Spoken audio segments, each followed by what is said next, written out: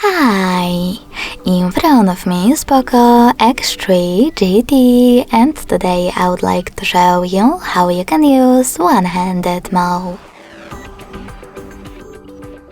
First of all, just open Devices Settings and scroll all the way down to access additional settings.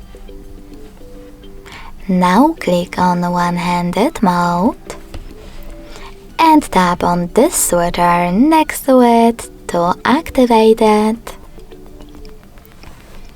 Then follow all of those instructions.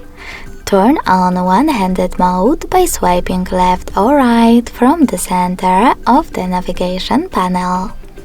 So when I do that, as you can see, one-handed mode is on.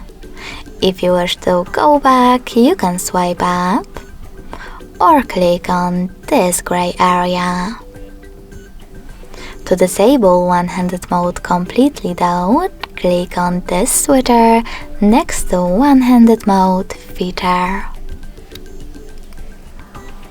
Thanks so much for watching. If you enjoyed this video, don't forget to leave a like, comment and subscribe.